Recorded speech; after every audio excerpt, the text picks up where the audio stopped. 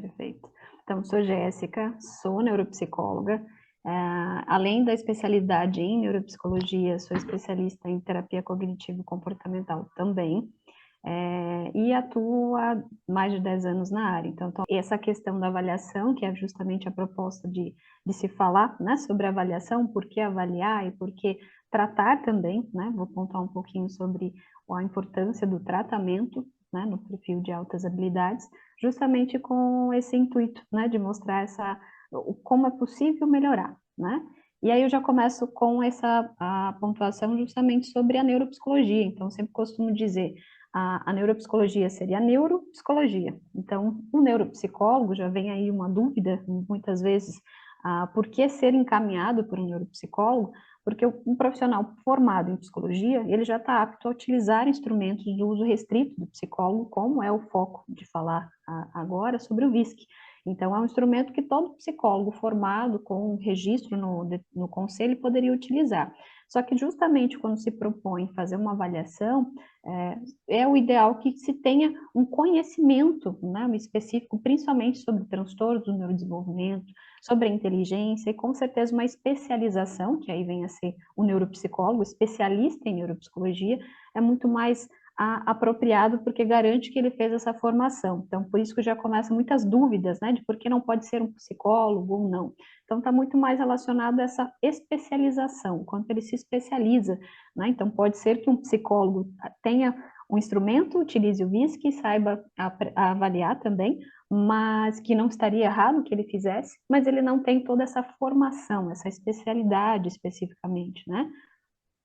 E aí que, justamente nesse sentido, vem a avaliação neuropsicológica. O que é a avaliação neuropsicológica? Muitas vezes a dúvida mas é possível fazer só em uma sessão? Mais que uma sessão? Então, a avaliação neuropsicológica seria um procedimento específico, seria como se fosse fazer essa leitura, esse exame do funcionamento cerebral. E, normalmente, quando vem um encaminhamento para avaliação, principalmente quando se trata de avaliar a inteligência, a maioria dos profissionais conhecem o VISC, que é uma escala ouro, né, para avaliação, e normalmente ela abrange essa idade maior da demanda de avaliação, que seria a idade escolar, né, de forma geral, então ali dos 6 aos 16 anos. Então, realmente, nesse sentido, ele acaba sendo o mais conhecido, e é uma escala ouro, né, então é validada no nosso país, mas é utilizada mundialmente.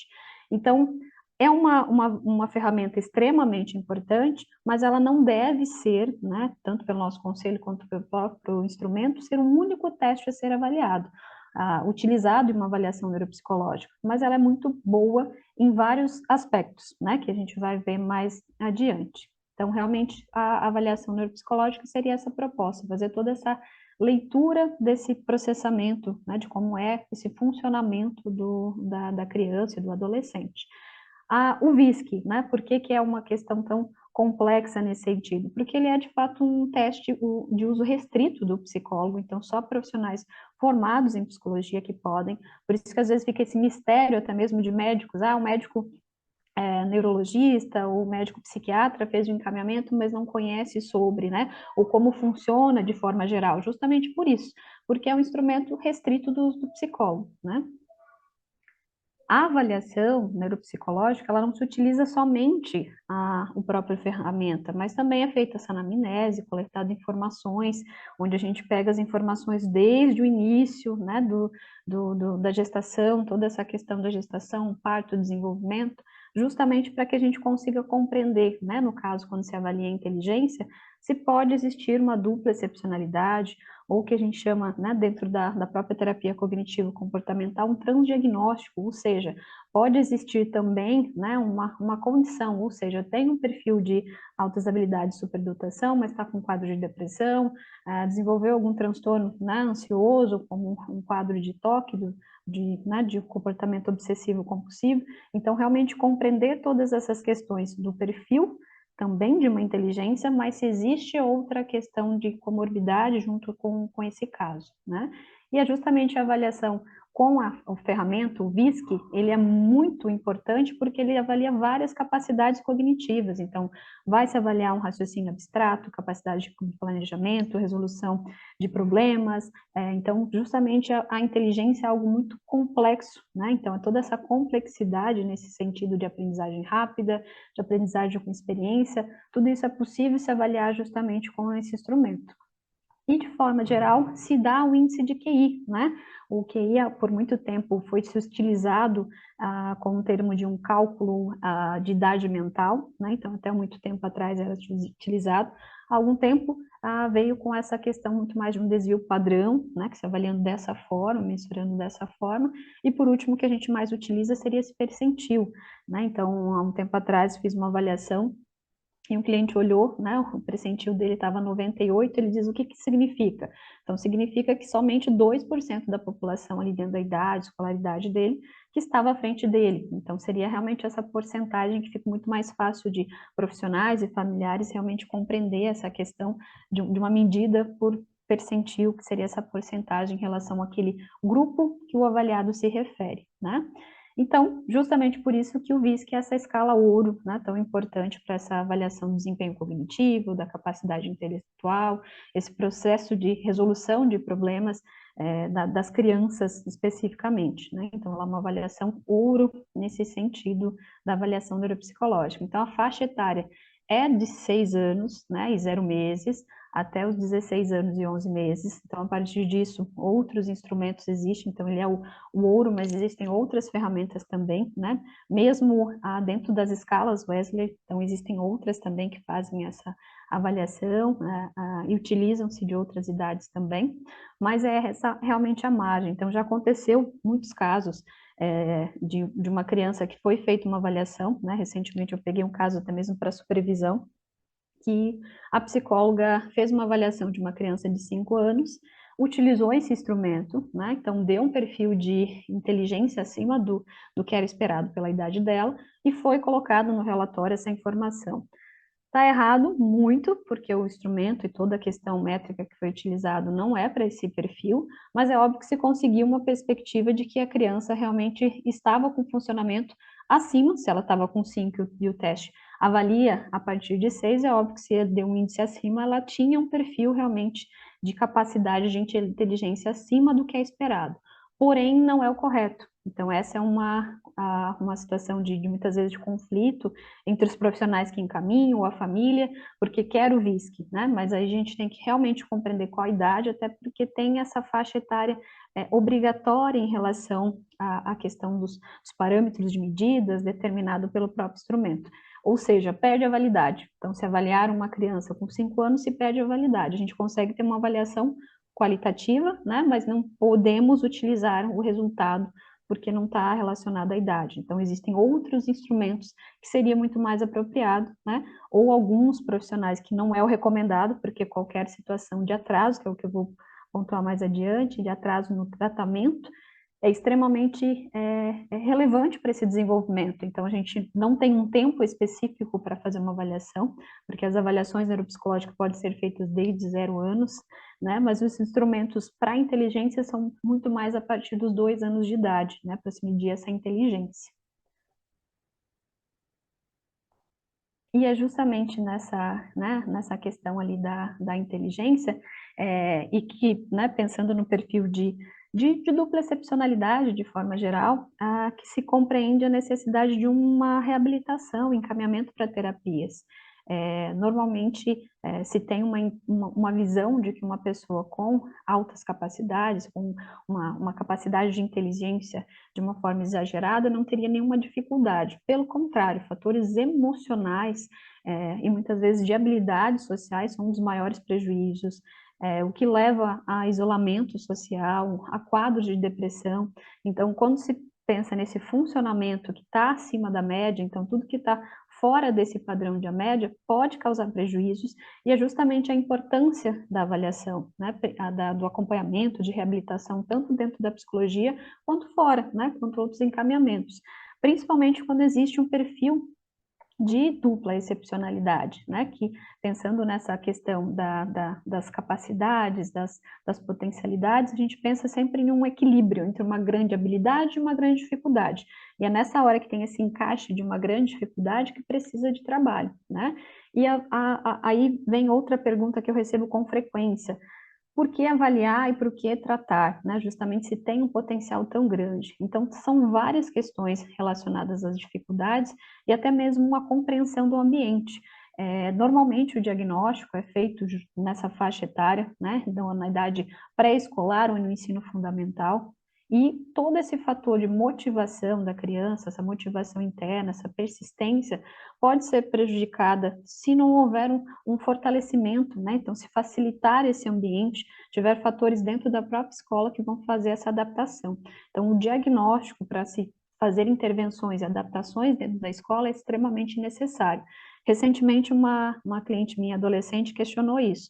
Tá, se eu não tenho nenhuma dificuldade, por que a escola precisa saber disso? Por que ela precisa realmente compreender e eu entrar num serviço específico de aprendizagem, né? E aí foi nesse momento que eu pontuei, são vários fatores que, como você já sabe, você não está conseguindo acompanhar a turma e gera uma desmotivação, né? Então foi aí que ela riu e a mãe também, lembrando que quando ela se desmotiva, ela para, não faz e acaba sendo situação, problema, que a gente conseguiu ver que isso acontece desde a infância. Então, queixas de que ela falava muito, conversava, mas era justamente no momento que não era motivada, então não tinha essa estimulação.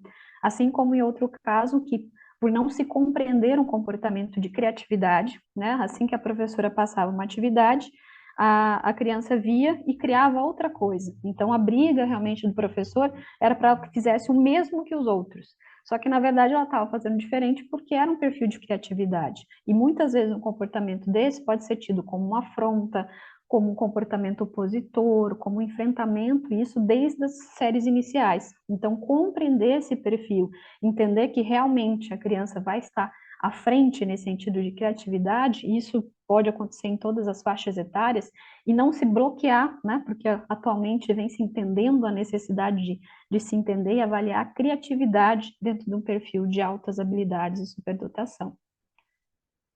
E é justamente por isso que a inteligência, né, se você pensar não somente no que o conselho determina de avaliação, não podemos utilizar só a inteligência. Então, por muito tempo, esse QI, né, compreender o QI, era algo extremamente importante somente, né? Mas hoje a gente entende que, além da inteligência, tem a criatividade, que se você pensar nessa tríade do que é a definição mais aceita por perfil de altas habilidades e superdotação, seria a inteligência, a criatividade, esse fator de personalidade também, tudo isso envolvido. Então, a avaliação acaba sendo essa questão muito mais complexa, né? Então, se compreender esses fatores ali.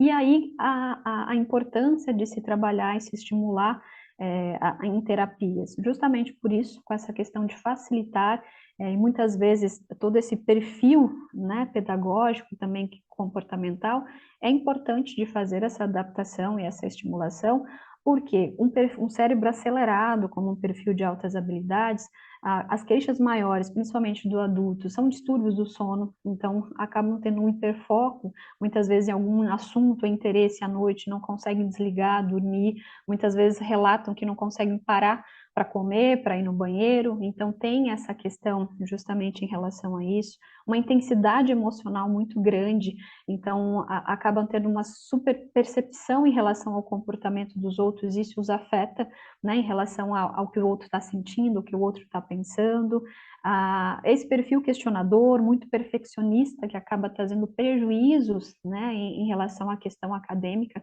então seria essa a importância também de se tratar e trabalhar para que a escola tenha essa adaptação também, né, muitas vezes muito cético, e esse cético de não tolerar tolices, principalmente na adolescência, acaba sendo um prejuízo entre as habilidades sociais, que é outra questão muito importante de ser trabalhado, né? E justamente a questão, né, de um vocabulário muitas vezes muito amplo, de conhecimento muito amplo, que é o que a gente vai ver quando isso se aplica ao próprio teste, o teste de inteligência, né? E que eu, né, separo normalmente que são os perfis que mais são vistos e atualmente estudados em relação à dupla excepcionalidade, é primeiramente o perfil junto com o TEA, né? Então o TEA, o transtorno do espectro autista, a característica principal é essa dificuldade persistente na comunicação, na interação social, em diversos contextos, não só na questão acadêmica, e quando se tem esse perfil de dupla excepcionalidade, a questão verbal, a capacidade nesse sentido verbal é muito grande em relação até aos fatores corretos em relação a conceitos, mas justamente essa questão de se explicar, a forma de passar, de ter essa troca, que aí vem a reciprocidade social, é prejudicada. Então, eu costumo dizer que quando eu faço avaliação, né, uma avaliação utilizando o teste QI, como são vários subtestes para se avaliar, nesse momento acaba sendo, né, eu brinco, normalmente na hora da devolutiva, chega a ser chato, porque um perfil de grande inteligência está tudo acima da média. Só que a gente sempre precisa avaliar ele com ele mesmo. Então, quais são as maiores dificuldades daquele indivíduo? Então, normalmente no perfil de dupla excepcionalidade, a gente consegue ver déficit, é como se fosse nessa curva, né, de habilidades, alguns potenciais elevados e outros menores. Num perfil de dupla excepcionalidade, quando entra na questão verbal, acaba tendo prejuízo, né? Então, realmente consegue saber e conhece um conceito, mas na hora de explicar, de transmitir esse conceito, acaba tendo um prejuízo. Quando é no subteste verbal vocabulário. Quando tem o subteste semelhança, que se trata, né, de forma geral, de pegar dois conceitos e se transformar em um, fazer essa análise, existe uma dificuldade muito maior, né? E nessa dificuldade a gente consegue ver o padrão de se compreender de uma forma literal da pessoa com TEA. Então, quando tem a dupla excepcionalidade, eles conseguem entender que é uma analogia feita, que é um conceito que está se usando, né, para definir aquilo, imediatamente o pensamento vem de uma forma literal, e aí se para e começa a tentar formular outra coisa com base em algo que já aprendeu, né? Então eu sempre pontuo que aí vem a questão da nossa análise, principalmente quando está atendendo. Então talvez na hora de se fazer uma devolutiva para a família ou para o cliente, se pontua, não, essa resposta aqui, né, e pontuação foi muito boa, acima da média, mas na hora de responder demorou muito tempo até formular, até entender, né, respondeu de forma imediata que aquele conceito era quando compreendeu de uma forma literal, mas depois tentou formular várias vezes, né? Justamente por isso que a gente consegue utilizar o VISC com um suprassumo, né? Avaliando um suprassumo muito grande, porque ele dá aquelas respostas, mas a gente precisa ver esse padrão de como responder. Assim como quando se pensa no perfil de dupla excepcionalidade com TDAH, a dificuldade maior no perfil de dupla excepcionalidade é justamente fatores de impulsividade. Muitas vezes a desatenção acaba não sendo um prejuízo muito grande, porque começa a aprender estratégias, assim como no TEA, no autismo, acaba se encontrando estratégias para lidar com expressões, né, idiomáticas, outros padrões como com a dificuldade, no TDAH também. Então é muito comum me dizerem que eu sou extremamente organizado, eu tenho padrões de rotina, justamente porque aprendeu a lidar com as situações de dificuldade. Porém, a impulsividade se mantém de uma forma muito grande. Então, com esse perfil questionador das altas habilidades, acaba tendo muito prejuízo. Então, nos últimos tempos, eu venho recebendo avaliações bem tardias, né? Então, de idades de 30, 60, 50 anos, e as características mais evidentes são essas, né? Relatando que tem dificuldade em relação à questão alimentar, que passou a vida inteira controlando questões alimentares, muitas vezes prejuízos em relação ao relacionamento, justamente por essa dificuldade em lidar com esse controle de impulsividade, impulsos, né? Buscar situações prazerosas. Então, essa é a maior dificuldade, porque no TDAH, o transtorno de déficit de atenção e hiperatividade, não é só o prejuízo na desatenção, né? Mas também na hiperatividade.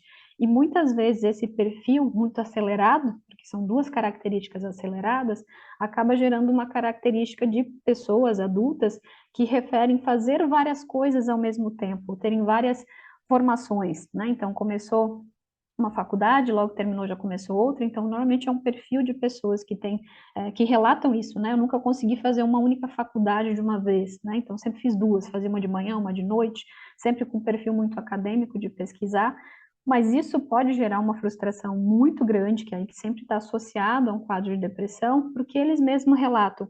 A sensação que eu tenho é que eu faço tudo, conheço tudo, mas não sou especialista de nada. Então, acaba tendo uma característica de hiperfoco, mas dentro do TDAH e altas habilidades é um pouco diferente do autismo, né? Então, esse hiperfoco é muito mais passageiro, a ponto deles relatarem, hoje eu tive interesse de pesquisar sobre Roma, e aí, quando eu vi, eu fiquei até de madrugada estudando, mas no outro dia eu já não queria mais, né? Então, eles acabam tendo um conhecimento muito profundo de diversas áreas, mas não se tornam especialistas de nada. Então, aí que vem a importância nesse sentido de se ter terapias quando existe algum déficit, seja ele na questão motora, comunicação, linguagem, justamente para fazer esses ajustes. Então, características como essa, que trazem prejuízos ali do TDAH, de altas habilidades, se forem tratadas, estimuladas, tanto no ambiente pessoal, profissional, né, tratando essas questões no âmbito familiar, no âmbito financeiro, muitas vezes, pode-se promover esse potencial muito mais avançado, né? Então, que sim, eles consigam se desenvolver muito mais. Ao contrário que eu vejo, né, nessas avaliações tardias, por não ter sido identificado lá atrás, tudo isso acaba sendo apagado, né, e não favorecido em função de fatores emocionais e outras questões ambientais por não se entender, tanto na escola, tanto em casa, tanto em outros ambientes. Então, é justamente aí essa importância. E o instrumento ali, como o VISC, vai auxiliar de diversas formas a compreender todo esse perfil em relação à questão verbal, né, como que se desenvolve, como é essa resposta verbal, habilidades como funções executivas e atenção, que são prejuízos, né? Então, quando se avalia esse perfil, como eu pontuei antes, que consegue se ver essa curva de maiores dificuldades, então, normalmente, nos dois perfis de TDAH e altas habilidades, ou na dupla excepcionalidade com TEA e altas habilidades, dificuldades nas funções executivas normalmente aparecem, né, que esse controle de lidar com a impulsividade, controlar essa questão da atenção, planejar outras rotas, né? Então, eu costumo ouvir dos meus clientes que a frustração deles é com o subteste cubos, que se baseia de forma geral em fazer cópias com cubos, instrumentos em 3 dimensões. Então, muitas vezes, até essa dificuldade motora, né, que é o relato deles, eu sempre fui tido como estabanado, algumas frases realmente que se lembra até da época da adolescência, sempre fui, derrubava tudo, quebrava tudo, era uma situação de queixa no contexto familiar. Então, muitas vezes, esse comportamento também é encaminhado para uma terapia ocupacional. E as famílias não entendem, né? Então, assim, como assim? Ele sabe comer, ele sabe, mas às vezes não consegue ter uma higiene pessoal, né? Já aconteceu situações de muito inteligente, consegue fazer muito, mas não consegue se limpar sozinho com 8 anos no banheiro ou com 10 anos no banheiro. Então, a capacidade de inteligência, que é o que o teste diz que vai medir, ele não compreende outras habilidades, como uma questão motora, como uma questão de se expressar, passar esse conhecimento que ele tem para outra pessoa. E aí a importância de diversas terapias, de serem realizadas em diversos, né, ambientes. E justamente por isso que o encaminhamento acaba sendo multiprofissional. A avaliação vai trazer esse perfil e compreender qual é a maior dificuldade de cada um, né? Realmente essa questão, se a sua maior dificuldade está na área verbal, está na área executiva, compreender esse perfil de forma geral e fazer os encaminhamentos adequados. Por isso que não existe um protocolo igual para todos. Então, todo perfil de dupla excepcionalidade vai precisar de fono, vai precisar de TO, terapia ocupacional. Então, muitos pais me questionam isso. Qual é o padrão? Não existe um protocolo, porque justamente avaliando o perfil neuropsicológico, essa é uma outra função. Se dando um perfil neuropsicológico, a gente vai fazer os encaminhamentos adequados de acordo com a dificuldade de cada um.